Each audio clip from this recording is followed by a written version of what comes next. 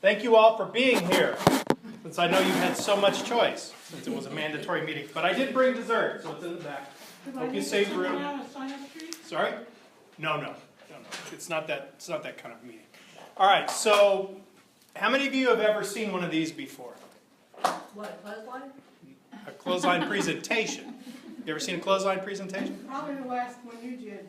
Okay, so how many of you have seen me speak before? Speak. Okay, 2 of you, 3 of you. All right. So just laugh in the right places. They're all the same jokes. I never change them. Okay, so anyway, let's talk about customer service. The way a clothesline presentation works is like this. Just imagine these were my index cards that are sitting in my hand. You're going to be able to pick and choose the order we do the presentation in. I would ask that because people are eating, don't pick the baseball first. Don't pick the baseball first, okay? Because people are eating. We won't do that just right quick yet. All right? So, other than that, can everybody see what these are? Right? We got a smiley face. We got hands with a heart. This is a little puppy dog. He's sitting on the dock, saying, looking at the ship sail away crying, and it says, "You're going to be missed." Right? Got the clock going spiral. This says wow, if it's hard to read from back there. That's a half full glass of water or half empty glass of water, depending on how you perceive it. This is a light socket with a tear coming out. That's a baseball. This says focus. That's an ear. And this is a porpoise. Which one do you want to do first? The ear. The ear! Let's talk about ears. It's funny you picked this one first. That's really very interesting. All right, so in customer service, one of the things you have to be able to do is listen well and effectively, okay? I'm sure you've all been to seminars before. You've heard people say, "We were made with 2 ears and 1 mouth, use them in those proportions," right? Have you ever heard that saying, right? That's kind of the way this works. So, a couple of things on listening skills, and then we're going to practice something. If somebody is standing in front of you, try to have some eye contact, right? Try to look at people. Don't look at them constantly because they're going to think you're a psychopathic killer, right? But try and blink occasionally so they won't think you're a robot, all right? If they're not there and you have trouble focusing, I have this problem because we happen to work in a very loud office, right? Then close your eyes and listen to the person, because when you deprive yourself of one of your senses, the others become sharpened, right? Ask any blind person and they'll tell you that the rest of the senses become much more heightened when they can't see. All right, so first thing you got to focus on is hearing what people are saying without mentally filling in the blank. I'm terrible for this myself. I have a terrible time with this. We want to complete people's sentences, particularly when they're talking a little bit slow, or if they have a stutter. Anybody have a family member or someone you know who stutters and you want to complete sentences for them, but they hate it when you do that and they're very sensitive to that? All right, same thing. When they get done talking, there should be a space, enough space for you to take one breath, okay? And that is a quick breath, not a long, not 50-minute breath, but a short breath. That shows 2 things. 1, that they're done, and 2, that you respect them enough to think about what they just said, right? On the phone, same way. Just make sure you don't do it so long and they go, "Are you still there?" Right? So not too long, right? But at any rate, pause for a breath when they finish. So you have to trust your ability to respond when you're focused completely on what they're saying. And you have to trust the process. So one of the ASA conferences I went to, they had a guy named Izzy Gazelle who was a speaker there. He does ASA conferences still. I see him on the list. He got trained in improv comedy, okay? And one of the things that he did was took us all through an exercise in improv. And there's 2 things that I want to teach you that he taught us that have to do with listening and improv. First thing is, improv is additive. What that means is, instead of saying but, you say and. You keep building on what's come before, right? I'd love to be able to do that for you, and I'm sure we can meet your deadline if we work really hard at it, instead of but. When you say but, you cancel everything you just said to that point, right? You want to be on the right side of the but, in a manner of speaking. So use and. Use and. Second thing is, you have to, when you're listening closely, you have to be able to focus on the person and what they're saying. So here's what we're going to do. We're going to break into pairs. Try and pair up with some, I know you hate this, don't you? I would like you to pair up with somebody you don't know very well, and we're going to play a little improv game where you focus on the process. Okay? This is called the alphabet game. Anybody ever play the alphabet game? No. Right? Nobody's ever played? Anybody here in the theater?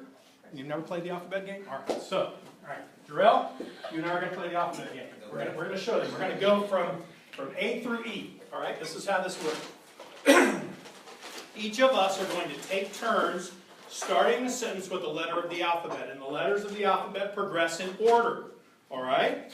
So you have to be focused on what the other person is saying so that you understand how you can respond in a way that makes sense. You can't just make this up. All right?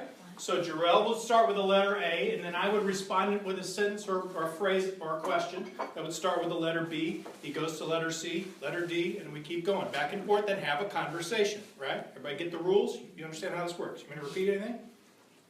All right. Jarrell, you go first. Letter A. Always listen to the customer. Because the customer is always right according to J.C. Penney. Can't always. Oh boy. Could J.C. Penney be wrong? Don't know. I didn't know him personally, but it's possible. Every time I tried, they were wrong. For goodness sake! You see how this works? Now have a little fun with this. You want to go all the way through the alphabet. I was going to break into teams of 3 so there was an observer, but this is going to be loud enough where an observer is not going to be able to do anything. So try and find somebody fairly close to you that you don't know very well, because this is a lot of fun to share with somebody that you don't know that well. Take about 5 minutes. Let's do the alphabet game. 1, 2, 3, go! Wow. Pick wow. All right. So speaking of irate people, let's talk about products and services. How many of you have recently purchased something and said, wow, what a mediocre experience? I just am so pleased with the fact that they did an average job. Right? It's not happening, huh? Right. So in order to be able to wow somebody, right? I mean, this is basically Zappos' motto. I mean, they want to be able to wow you every single time you get on the phone. They have somebody who was a customer service rep in their department set the record. They were on the phone with a single customer for 15 and a half hours. 15 and a half hours. That's what they just wanted to be able to talk the customer all the way through. And they must have gone through every shoe in the catalog, as far as I can tell. Right? Yeah, they're selling shoes. Yes, that's right. They're selling shoes. That's right. But Zappos is a very unique company. If you want to study them, their customer service ethic is really something else. When somebody's been screened and qualified and they're brought in after 2 weeks of training, they offer them $2,000 to quit on the spot. Because if they're not that committed to Zappos, they don't want you there. Right? They're a very interesting company culture-wise. So let's talk a little bit about products. First rule of customer service when it comes to products is apologize immediately. Doesn't matter if it's our fault. There's a great story about one of the talk show hosts that was over in Bora Bora on vacation, staying in a Four Seasons hotel. There was a big earthquake. There was a tsunami coming for the hotel. They had to evacuate them, and the first thing the hotel did is apologize. Well, it's not their fault there's a tsunami, right? It's not their fault there was an earthquake, but the first thing they did was apologize because it inconvenienced the guest, right? First rule, apologize. Whether it's our fault or not, apologize, right? Second thing, you cannot win an argument with a client. Do not try. If you win, you lose. If you lose, you lose. It doesn't matter which way it goes. You cannot win an argument with a client. Don't try. Don't try. Okay? Third thing, figure out what isn't working and record details and report them back. Right? If the process is broken, then the process needs to be fixed. It's not your fault. It's not the client's fault. The process is at fault. There was a guy who basically reinvented Japanese manufacturing. His name was W. Edwards Deming. And he went over into Japan in the 1950s. He was called over by the U.S. Chamber of Commerce. And the reason Toyota is the way Toyota is, and the reason Honda is the way Honda is, and Sony is the way Sony is because of W. Edwards Deming. He was a quality guy. He came out of Bell Labs, and he was a statistician, and he taught total quality management, and the Japanese were very receptive, right? And the one thing that he did when he taught this is he did something called a red bead experiment. And in the red bead experiment, people are picked at random, that come up, and their job is to make white beads, not red beads, but the beads are mixed together in a box. And when they put their little paddle down there to bring up the beads, they have no control over what color the beads are when they pop out. It's the process that's broken. So when they bring in modern management techniques to say we're going to give you more pricing incentives and we're going to fire you if you don't do it right, it's not the employee's fault, right? The process is broken. So if you see a broken piece in the process, you've got to be able to report it back so we can fix it.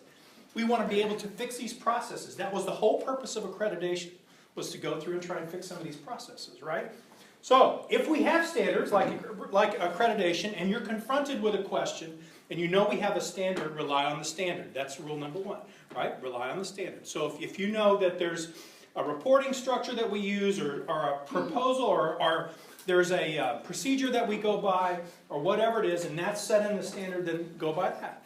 Second, if it's not in there, check with your supervisor or your immediate direct report person, and find out if they know what to do or if they're around. If they're not around, and if there is no standard, use your own best judgment and document, right? But don't sit there and just delay and delay and delay on the client, because, as we'll find out in a different slide when we go to the time one, time is not your friend here. If there's a problem, the more time you put between yourself and the customer, the worse it's going to get, not the better, okay? So, we have something now called an incident report. The account managers are familiar with this, but others of you may not be. If you look on the shared drive, at the very top there are some files that start with an exclamation point, and one of them is for an incident log. So if something serious happens that could potentially jeopardize a relationship with a client, that information gets logged, and we automatically talk about it at the next account managers meeting. And we've talked about every single one of the incidents that are on that log. So feel free to log them, and we will absolutely talk about it. And if we need to call on you to report, you'll be in the next account managers meeting and you'll do the reporting. Right? Okay? Everybody understand? Moving on. Next. Smile face. So, my brother-in-law has owned 3 or 4 bulldogs. You guys know bulldogs? Have you ever been around bulldogs? The thing about bulldogs is they're really very friendly dogs, but they don't look friendly. If you've ever seen one, right? My daughter has a name for that. She calls it resting bitch face. Okay? Right? So that's what it looks like. Some people are really very pleasant and happy on the inside, but they haven't told their face. Their face doesn't know. Okay? So, what you got to do is you have to retrain your face to smile when it is at rest. If you don't think this is important, I got news for you. You don't get a second chance to make a first impression. And when people are listening to you on the phone, it is obvious when you're smiling and when you're not. Hi, welcome to First Point Management Resources. Hi, welcome to First Point Management Resources. Could you tell the difference? When I was smiling, when I wasn't? Right. People can hear that over the phone, right? So when you train yourself to smile, then when you're at rest, it's an automatic thing. Now, there's a thing called muscle memory. You know what muscle memory is? Have you heard of muscle memory? If you're an athlete, I know you know what it is. Your face has muscle memory too. You have to practice smiling. Smile with me. You have green things in your teeth. I'm just kidding. So, here's what we're going to do to firmly etch this in your mind. How many of you have ever been in a traffic accident? How many of you ever forgot? Clearly you haven't. If you're raising your hand, you haven't forgotten. Things that are bigger than life or unusual cause you to remember them, right? We're going to learn a little song. You're going to sing with me. Yes, you are. Yes, you are. You're going to have a good time singing too, don't you think you're not? How many of you have ever seen the musical Annie? My daughter watches it every day. Oh boy, then you got this memorized. You got this better than me. You should get up and sing this. So, this is a song about smiling. 3, 4, I can't count.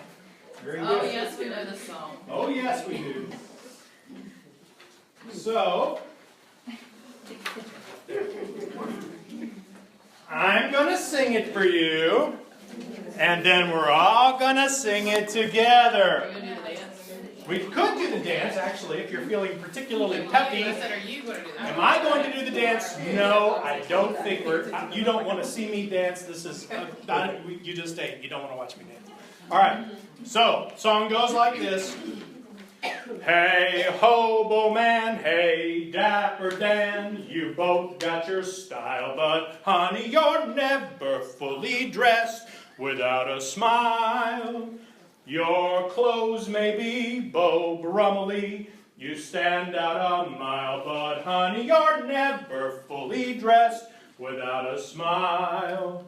Who cares what you're wearing on Main Street or Savile Row? It's what you wear from ear to ear and not from head to toe that matters. Good All right. Zoe doesn't know the rest.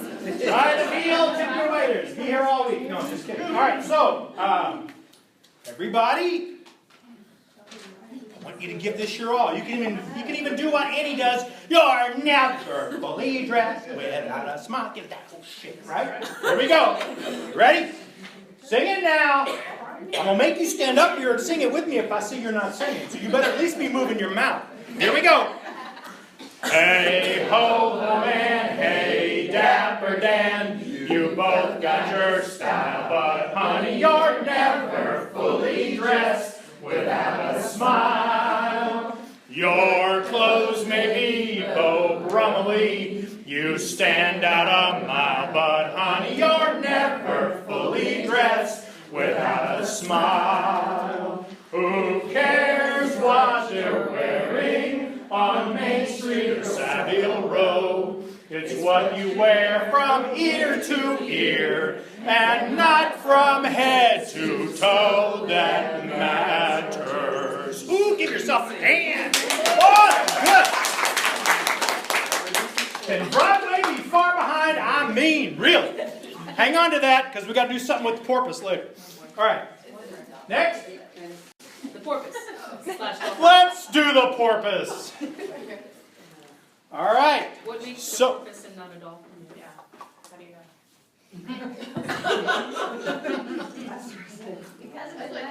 know? Porpoise is also sometimes known as a bottle-nosed dolphin, but a true dolphin is a rather ugly fish.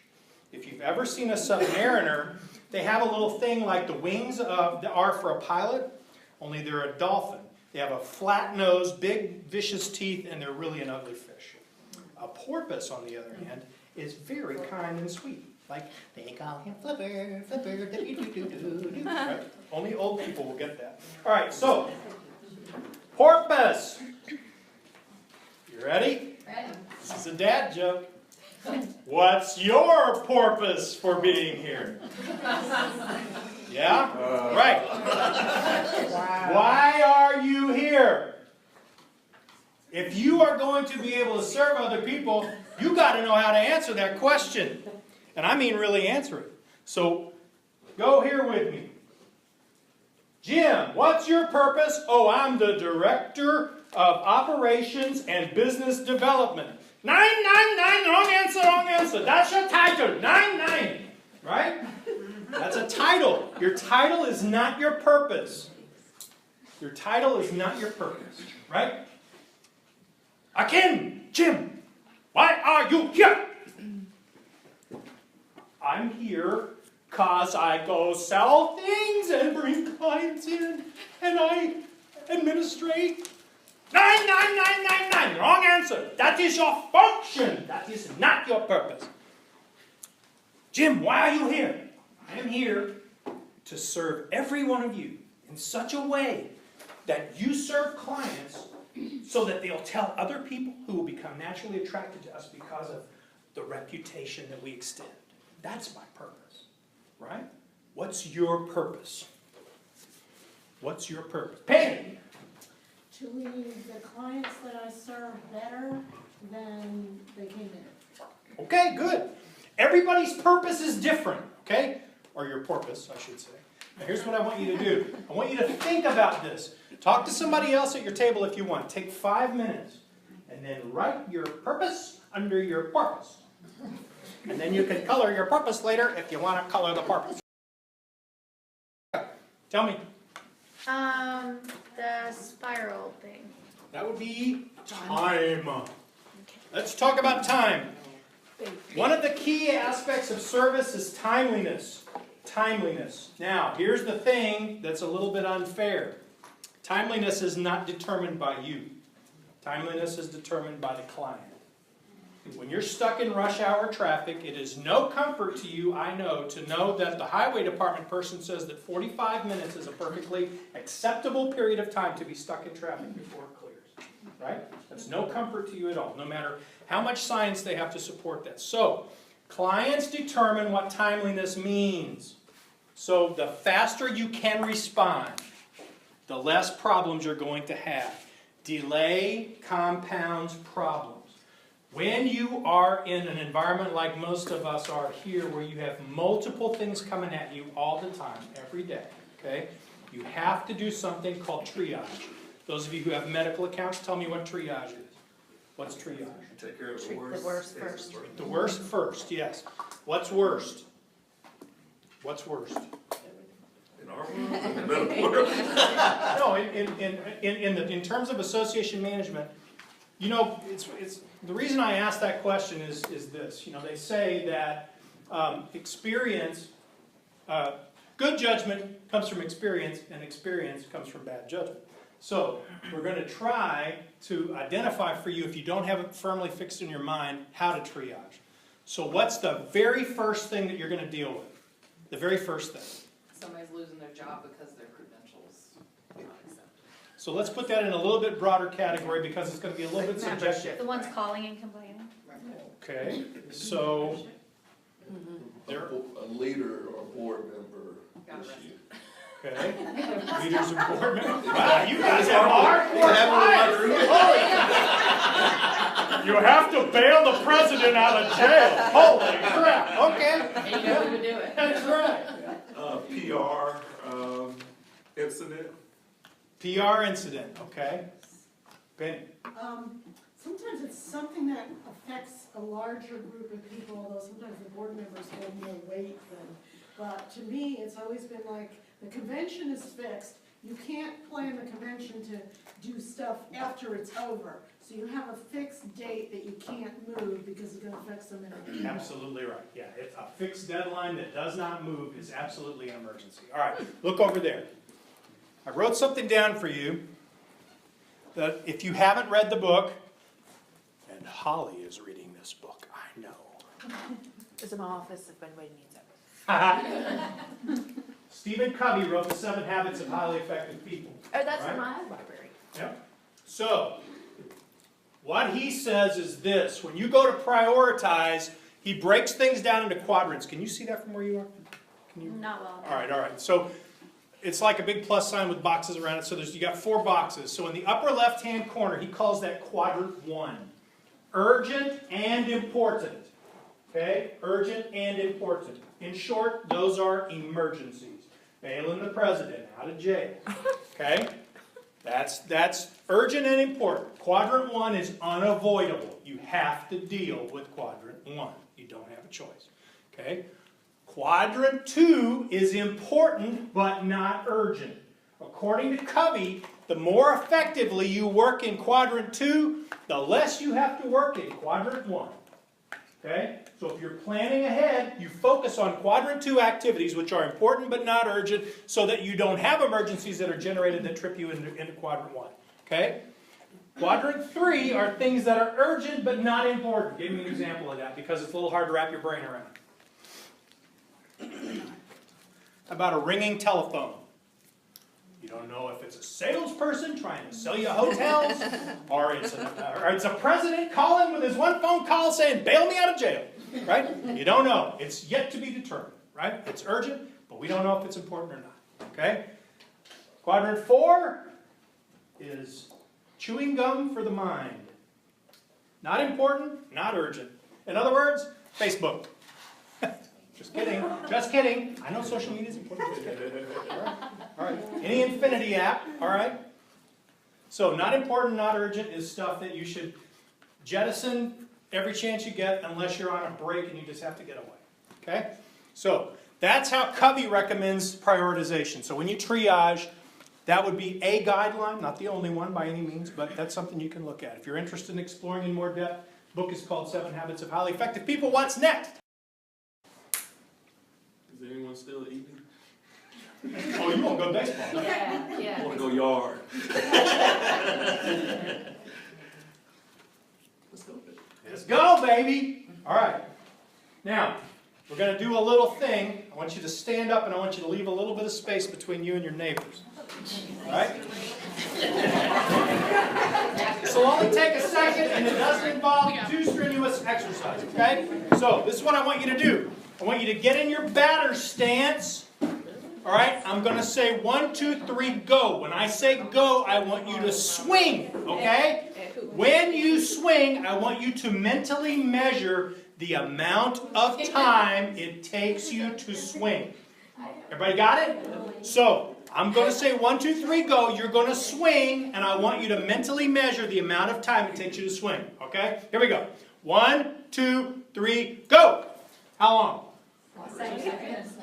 I heard 2 seconds, 1 second. How many people say 2 seconds? How many people say 1 second? How many people say half a second? Anybody say a quarter of a second? 8? 7/16? All right, sit down. I think I saw the majority of the hands up on 1 second. Okay?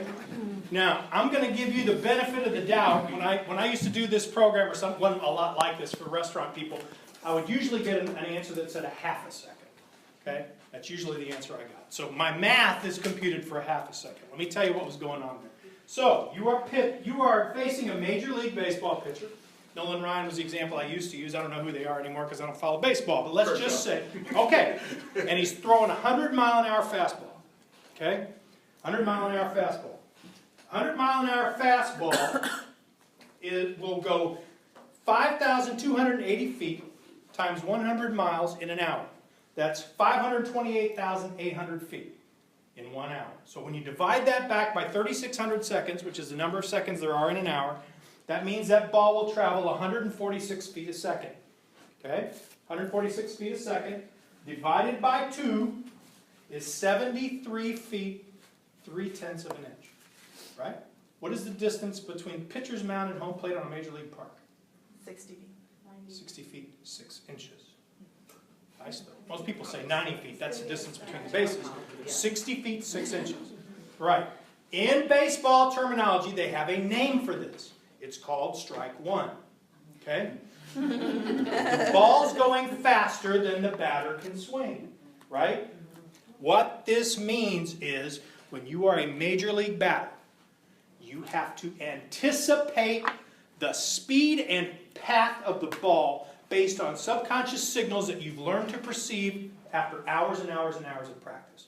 So that before the ball actually leaves the hand of the pitcher, you have a very good idea where it's going. Because you have to start swinging before the ball leaves the pitcher's hand. Right? In what we do, we call that anticipatory customer service. Anticipatory customer service. How many of you have a mother?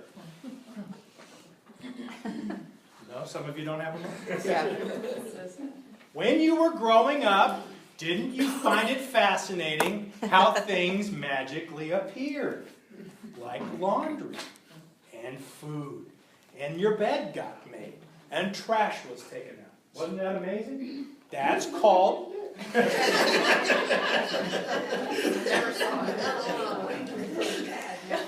Terrell had a hard life growing up. You did. I'll testify. Call me Annie. Both my parents died before I was born.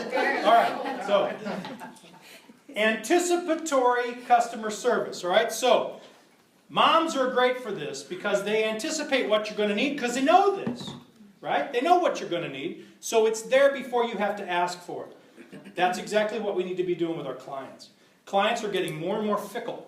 So to the degree we can get out in front of them and figure out, oh, and the next thing you're going to need when you fill out this certification form is 2 forms of ID. Let me tell you about that now. So before I let you get off the phone, let me tell you about what else you're going to need, because a lot of times people leave this out. And it's really important that you have it. Even though they didn't ask, you still volunteered, right? Because it's anticipating the fact that they're going to have a problem, right? Don't make them have to ask for it. If you can jump out in front of it, that's the key, right? So anticipate, get ahead of them in the time horizon. Next. The crying outlet. Ah, the crying out. Oh, I didn't know Don't what that plug was. into that. Don't plug in.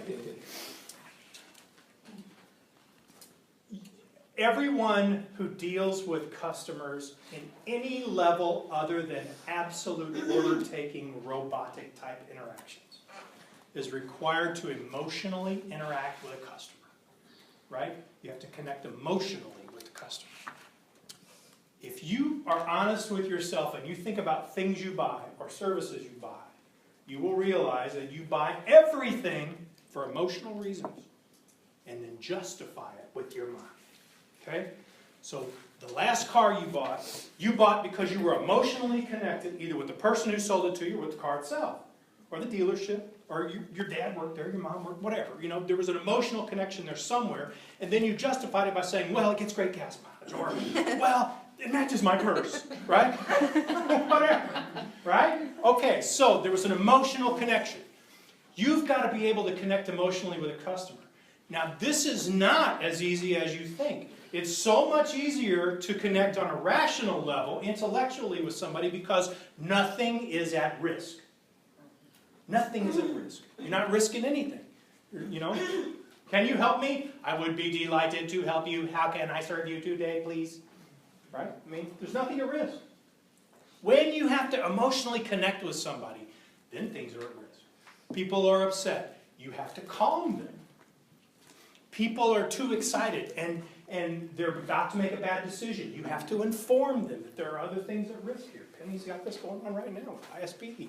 Right? So, difficult clients, difficult boards, people who are upset, you have to be able to connect with them emotionally to calm them down and soothe them. You have to let them know you care. Okay? We have a different slide on that, so I won't go into that. But they have to know you care. Well, I'll be tempted. Sorry. Okay, so. Not to go off on a tangent, I'll Please. ask about this later, but I want to talk about that from, how do you address that with the board? Even if you know the board person is wrong, you don't have to go into that now. Yeah, so if you know a board is wrong, and you are trying to get them to see the light. Yeah. Well, I mean, there's the famous antitrust question on the CAE exam about, if you can't get them to stop talking about antitrust stuff, throw a chair and leave the room. That's what they say, so that people will remember you left. Is that an answer we need to keep in? You're going to take the CAE exam. It doesn't rotate in on. Throw the chair? Is that the answer? It's not over there anymore. but there's some similar questions. Remember now, there's a question pool, so it can cycle in. You just never know. Carrie was talking about that last night when she was with the Press Association, and they started talking about ad rates, and she and the head of press services, Right. who does the ads, they literally, they do not throw their chairs, but they said, we can't stay here while you discuss ad rates, it's antitrust, and they walked out. Yeah, yeah, That's the answer. that's right. So So, I was thinking about Penny's dilemma. I don't think that she can be emotional there. yeah, so that's a little bit that's overtaken by events, but yeah. So for those who were not in the account managers meeting, let me just give you a capsule summary of that. Basically, the board decided that they were going to flout the rules on the requirements of notice for calling a meeting, and then they were going to not follow their own rules when it came to allowing the president to serve multiple terms when their total amount of years that they could serve had expired, basically. So they changed the rules to conform to their present situation, but there's even some question now as to whether they followed the rules when they changed the rules. And when they took certain things out, Penny and I were talking about this yesterday, now because they took out things like certain requirements that were in the bylaws before, if the bylaws don't speak to it, then it falls under the North Carolina nonprofit law, which is even worse than what they had, right? But I've even got an update from this, but we're Right. going to go. But we won't go into there for right now. The question is, what is the right thing to do? Okay? When you get to really thorny ethical dilemmas that could cost us a client, okay? Don't break the law.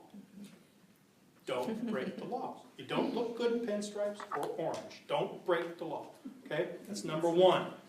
Number two, if this is a question of following good ethical practice, if you can delay it until you can check with us and legal counsel, fine. If you can't delay it and you have to make a decision on the spot, be ethical.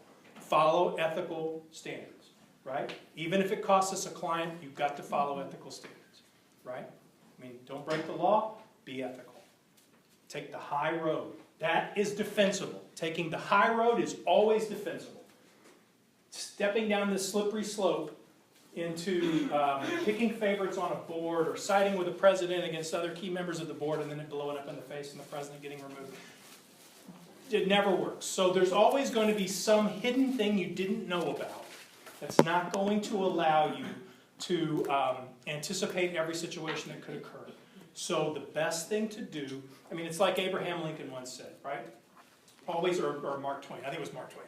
Always do right, it'll gratify some people and astonish the rest, right? So that's what you want to do. Do the right thing. If you don't know what the right thing is, call somebody. If you don't have my cell phone, you see me afterwards or look in the disaster recovery thing and my cell phone's in there. You call me day or night. If you're in the middle of a meeting and you don't know what the right answer is, you call me, all right?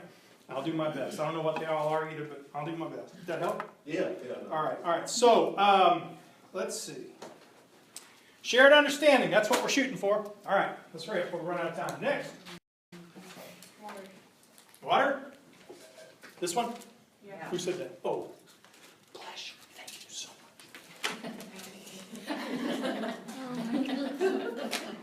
I needed that. Next. Which one?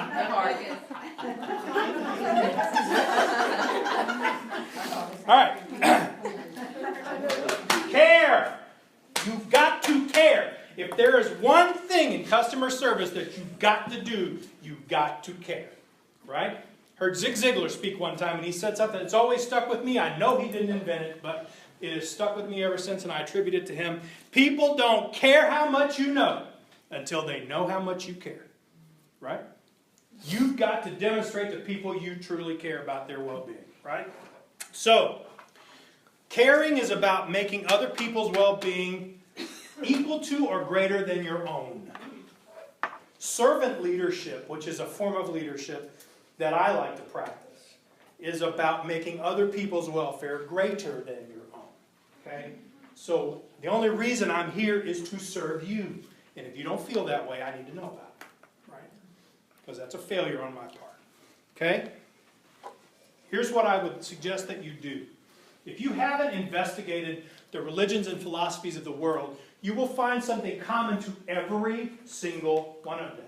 And that is something that is affectionately known to most people as the golden rule. And I'm not talking about the one that says, he who has the gold makes the rules. That's not the one I'm talking about. I'm talking about the one that says, treat other people like you want to be treated. Right? That's really that's the rule. So, every philosophy of the world has that somewhere in it. Right? You can boil it down a different way and call it the law of karma, which is very much the same, right? What goes around comes around. Put a picture of someone you love in your office where you can see it when you're on the phone or typing an email, okay? If you picture in your mind that you are sending the email or talking to that person, your tone will change, your demeanor will change, right? If you can do that, if you can wrap your brain around that, you will approach things very differently. So until you can fake it till you make it, do that, right? Then I think you'll have a better approach to that, something that'll be friendlier, easier for you to espouse. Next. Let's talk about focus.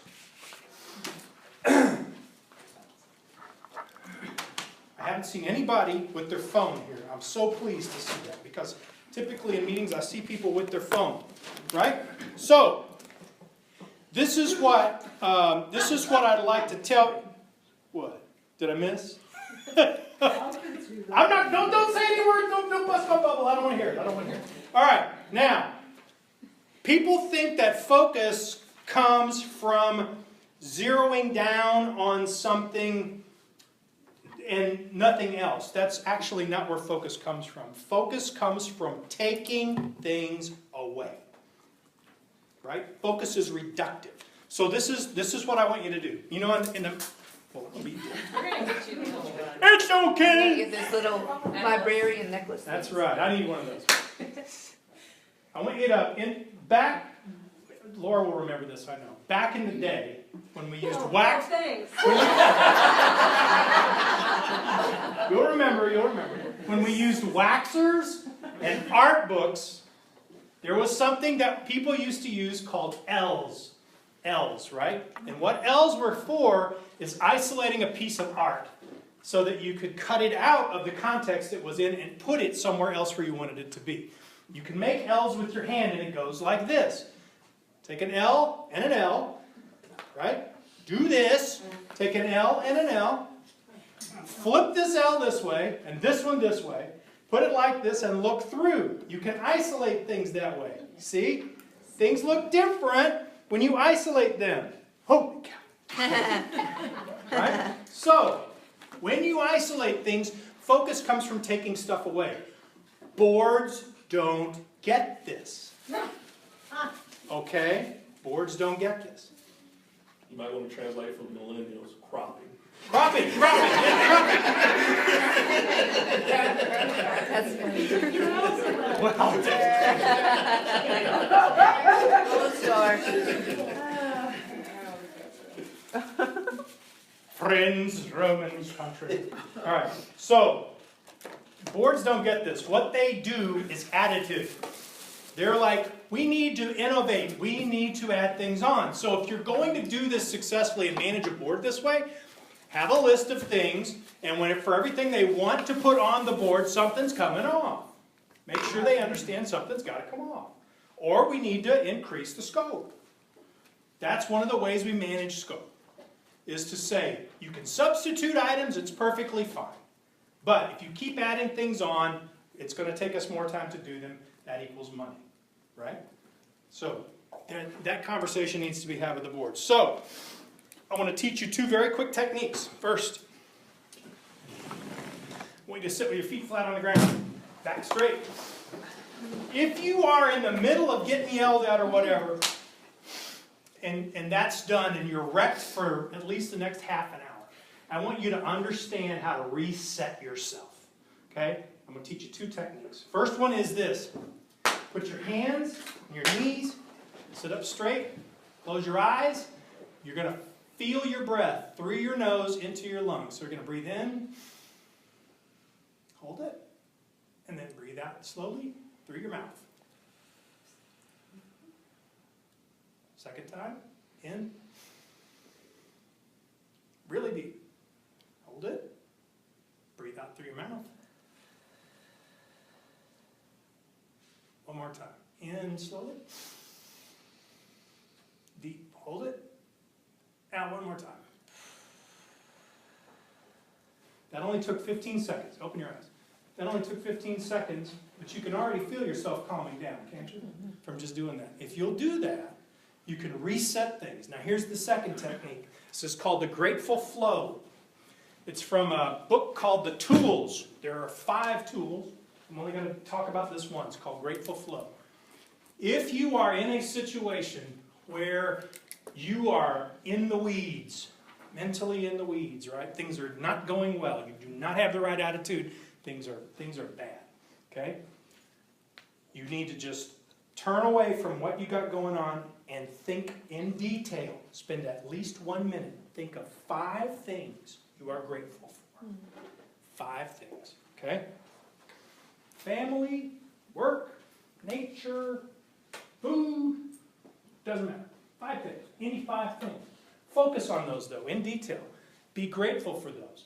your frame of reference will change, okay? It'll change your frame of reference. So, grateful flow. That's 2 techniques to reset. Last one.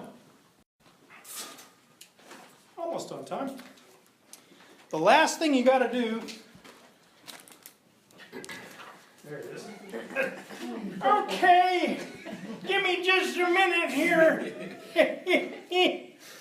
The last thing you got to end a customer relationship with is a fond farewell, right? So it's not like, oh, welcome to our lovely dining establishment. We hope you have a nice time. Oh, here's your steak. Oh, what's this steak cook? Well, oh, that's great. Here's a little more water. How about a little more wine? Whatever. Get out! Right? That's not what you want. Right? That's not what you want. You want a fond farewell. Right? One of the ways to initiate a fond farewell, particularly if someone's talking your ear off, is to fish for anything else. Okay? In the account manager meetings, you'll hear me say, I don't want to hear about a problem when it's too late to do anything about it. Okay? I want to hear about a problem when it's a leading indicator, not when it's a lagging indicator. Okay? So if we find out things early enough, it's like detecting cancer. If you can detect it early enough, you might be able to do something about it. Right? So that's the idea here. Is there anything else that's bothering you? Is there anything else I can do to help you? Is there any other question you have? Is there anything else? Right? And then if there's something else you want to mention that hasn't been a part of the subject matter, there's something that they call the great gear shifter of sales. The great gear shifter of sales is 3 words. By the way. By the way. Did you know the conference is coming up in 3 weeks and it's going to be in Chicago? And we can still get you that discount rate if you want to go, right? By the way. So they didn't bring it up. You don't want to just go, hey, you coming to the conference? Right? So, I mean, it's too abrupt. You want to be a little bit subtle about it, right? But there you go. By the way, great gear shifter of sales. What else did I have? It's sort of like the whole Southern hospitality thing where, the person's, grandma's sitting on the front porch waving her hanky going, y'all come back now, you hear? It's that sort of thing, You're welcome back anytime. We want you to come back. That's the message people should feel. There's a Charlie Brown cartoon I used to have on my wall that says, whenever I say goodbye, my throat hurts, right? You won't have that kind of emotional connection with a customer probably, but a little tiny piece of that would be a good thing, right? I'll leave you with a story. Norm Brodsky is a guy who used to be a member of the association that I ran, who ran a big commercial record center in Brooklyn. And he was very, very involved in the community, and he was on a trade mission to Jordan. And they had a meeting with King Hussein before he died. His son is the king now. But they went in, they had their meeting, it was very nice. And the last thing that happened with King Hussein, when he was seeing them out, he walked them out to their car. Walked them out, this is the king of Jordan, walked them out to their car to make sure that they got away well, because that's a part of their hospitality. That's what they do, that's their culture, right? So, customers need to feel cared for in that same way. I don't know if anybody's got any questions, I'll be glad to answer any, but other than that, we're done. Have a cookie, all right?